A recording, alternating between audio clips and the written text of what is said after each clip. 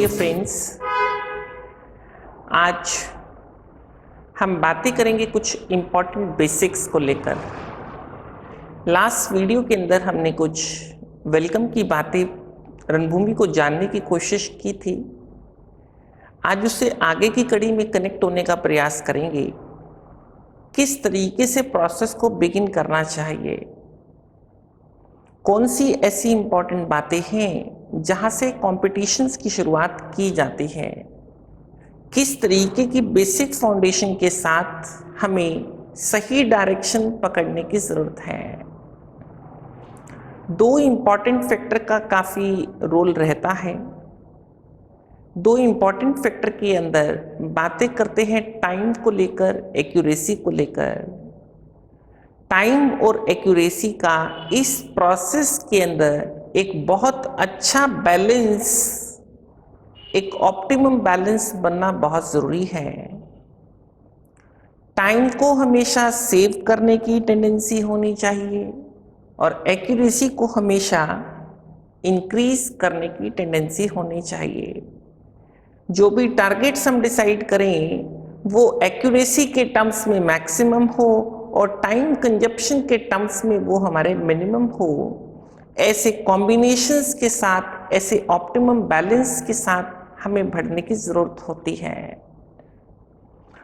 हमें मालूम होना चाहिए कि क्वेश्चंस किस डायरेक्शन में, किस अप्रोच के साथ सॉल्व होता है, जिसमें दो तीन तरीके की इम्पॉर्टेंट बातें होती हैं, जिसमें हम top to bottom, bottom to top जैसी अप्रोच की बातें करते हैं। टॉप टू बॉटम से मतलब इस बात को लेकर है कि हम चीज़ों को ऊपर से सॉल्व करना शुरू करें और लास्ट में आके हम ऑप्शंस पार्ट का यूज़ करें। बॉटम टू टॉप से मतलब इस बात को लेकर है कि हम शुरू से ही ऑप्शंस को भी इफेक्टिव तौर पे इस्तेमाल करें और उनको क्वेश्चन की स्टेटमेंट से रिलेट करने का प्रयास करें। तो कुछ इस तरीके के चेंजेस हमारे सामने रहेंगे। हमारी शैली के अंदर ये चीज़ें काफ़ी प्रोमिनेंट रहेंगी। टाइम और एक्यूरेसी की बातें हम इस पॉडियम से, इस मंच से हमेशा करते रहेंगे। तो कहाँ से शुरुआत बनती है? हमारी शुरुआत बनती है बेसिक कैलकुलेशंस को लेकर। हमारी बेसिक कैलकुलेशंस जो रहती हैं मैथमेटिक्स के अंदर, वो काफ़ी शार्प होनी चाहिए।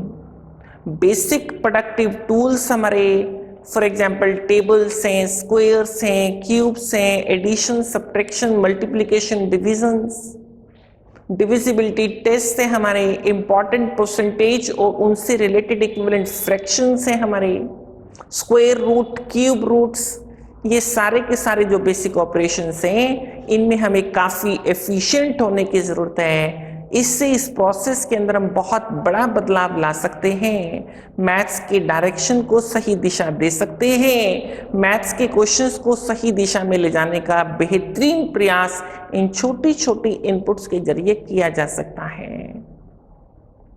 मैं इन बेसिक कैलकुलेशंस को स्टेप बाय स्टेप आप लोगों से शेयर करने की कोशिश करूँगा, बट आज जो हमारा फोकस होगा, सबसे पहला यूनिट जो मैथमेटिक्स के अंदर हम बिगिन करेंगे, उसमें हम एक इम्पॉर्टेंट चैप्टर को टच करेंगे, जिसमें हम परसेंटेज की बातों को शेयर करेंगे, साझा करेंगे।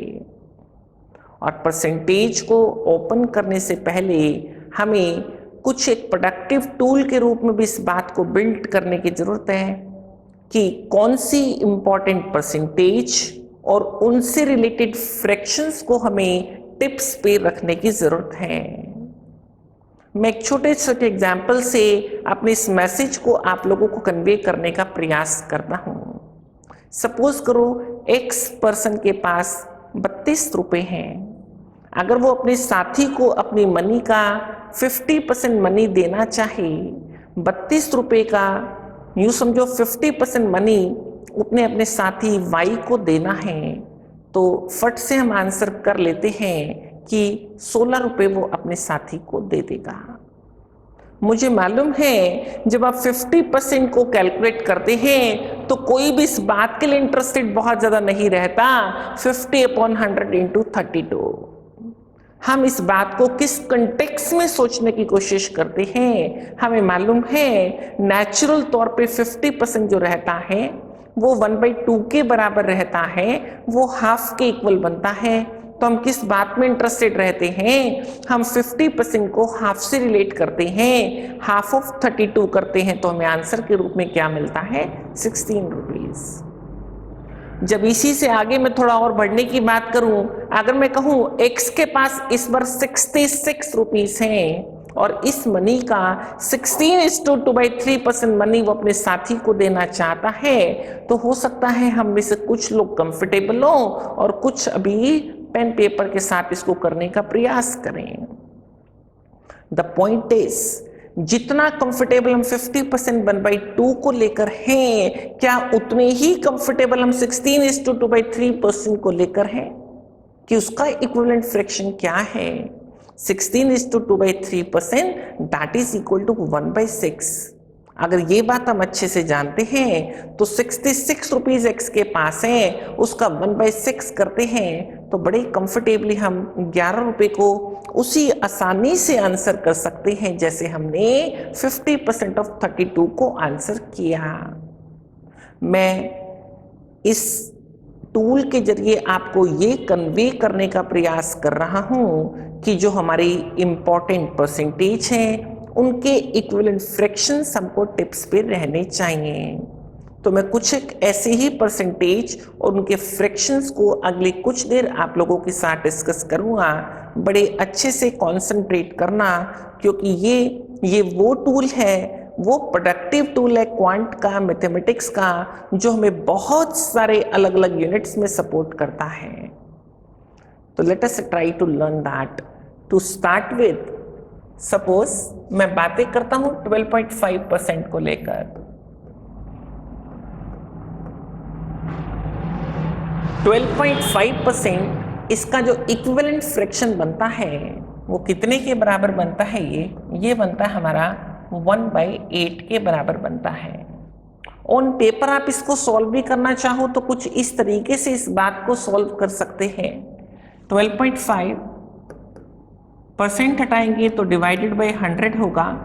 अगर इस पॉइंट को भी आप रिमूव करना चाहते हैं तो 1.0 से और डिवाइड हो जाएगा 10 से। आप इसका डेसिमल फ्रैक्शन बनाएंगे तो 0.125 होगा, और अगर मैं इसको कैंसिल करने की तरफ आगे बढ़ूंगा तो कितने पे कैंसिल होगा? 1/8 पे कैंसिल होगा। तो इस फ्रैक्शन को 12.5% को हम क्या लिख सकते हैं? 1/8 के बराबर लिख सकते हैं। चाहे तो हम इसको डेसिमल फ्रैक्शन 0.125 भी लिख सकते हैं, हम चाहे तो कुछ इसको इस तरीके से भी लिख सकते हैं।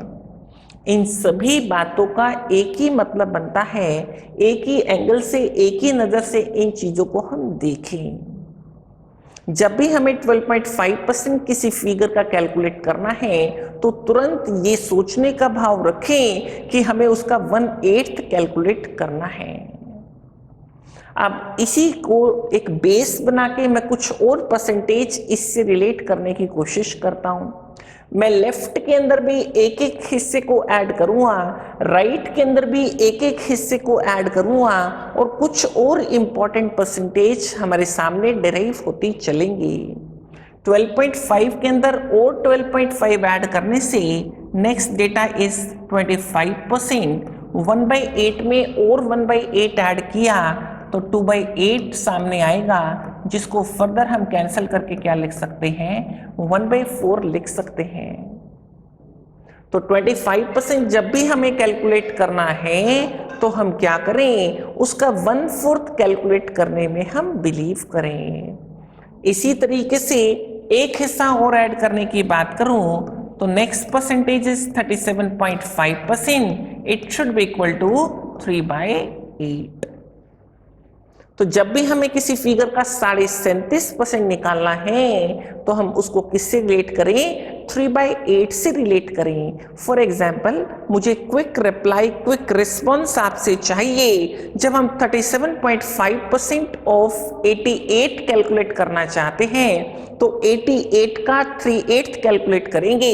88 का 8वां हिस्सा 8 से भाग करेंगे तो एक पार्ट 11 का बनेगा, तो 3 पार्ट हमारे कितने के बराबर बनेंगे? 33 के बराबर बनेंगे, तो 37.5% of 88, answer of the question that becomes 33, which can be calculated very comfortably, very quickly. एक हिस्सा और ऐड करने की बात करता हूँ. Next percentage is 50%, that should be equal to 4/8, which can further be taken as 1/2. We better know that. Left में एक हिस्सा और ऐड करने की बात करता हूं. Next percentage is 62.5%, which is equal to 5/8. Example के तौर पे अगर मैं आपसे शेयर करता हूं 62.5% कैलकुलेट करो, 64 का कैलकुलेट करो, तो 64 का हमको क्या चाहिए, हमको 5/8 चाहिए. 8वां हिस्सा कैलकुलेट करता हूं, एक पार्ट 8 का बनेगा, तो 5 पार्ट कितने के बराबर बने, 40 के बराबर बने. आई होप कि हम इन बातों को समझ पा रहे हैं, कोरिलेट कर पा रहे हैं. इन चीजों से हम क्वांट की डायरेक्शन को काफी चेंज कर सकते हैं, काफी शार्प कर सकते हैं अपने मैथमेटिक्स को. हम यहाँ से एक हिस्सा और ऐड करने की बात करता हूं. नेक्स्ट डेटा 75% होगा, which is equal to 6/8. Further can be taken as 3/4. 4 हिस्से में से 3 हिस्से हमारे किससे बिलोंग करते हैं, 75% से बिलोंग करते हैं.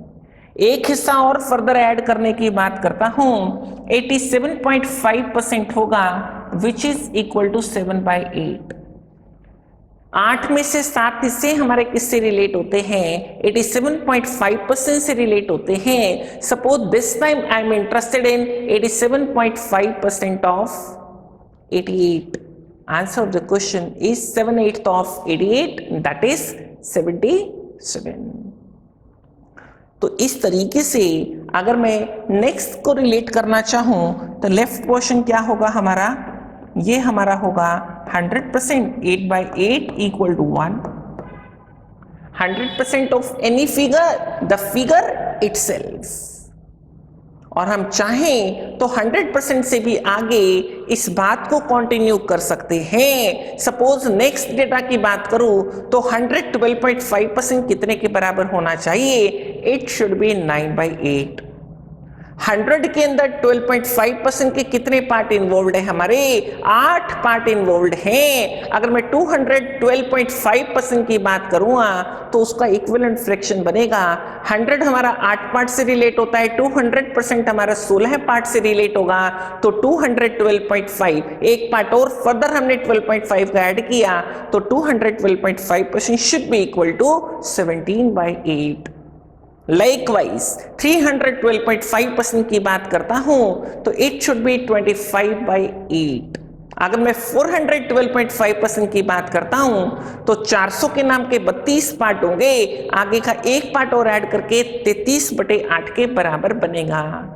अगर मैं चाहूं 912.5% तो 900 के अंदर 72 पार्ट होंगे, एक पार्ट और फर्दर ऐड कर दूं तो 73/8 के बराबर बनेगा. अगर मैं 1212.5% की बात करना चाहूं तो 1200 के अंदर हमारे कितने पार्ट इन्वॉल्व होंगे, 96 पार्ट इन्वॉल्व होंगे, तो इट शुड बी 97/8. हमने एक छोटी सी बात को अपने डिस्कशन से शुरू किया और वो किस तरीके से आगे की आगे ग्रो करती चलती है, जिसकी कोई लिमिट नहीं बनती. तो आप देखो कि आप कितने बड़े बड़े परसेंटेज को भी, बड़ी बड़ी कैलकुलेशंस को भी अपने लिए सिंप्लीफाई कर सकते हो. तो ये एक बहुत बेहतरीन तरीका होता है. छोटी छोटी बातों को पकड़ो और छोटी छोटी बातों को बहुत अच्छे से ग्रो करके एक सिस्टमेटिक वे में आगे लेकर जाओ. आप आने वाले दिनों में भी इस परसेंटेज के टूल पे हम थोड़ी और बातें करेंगे और कुछ और इम्पोर्टेंट परसेंटेज और उनके इक्विवेलेंट फ्रैक्शंस की बातें करके इसको हम आगे डिस्कस करने का भाव रखते हैं. और फिर इनकी यूटिलिटीज़ को लेकर हर चैप्टर में हम बातें करते रहेंगे जहाँ पे इनकी एप्लीकेशंस हमको रिक्वायर्ड होंगी. आज के लिए इतना ही डिस्कस करते हैं. Thank you friends.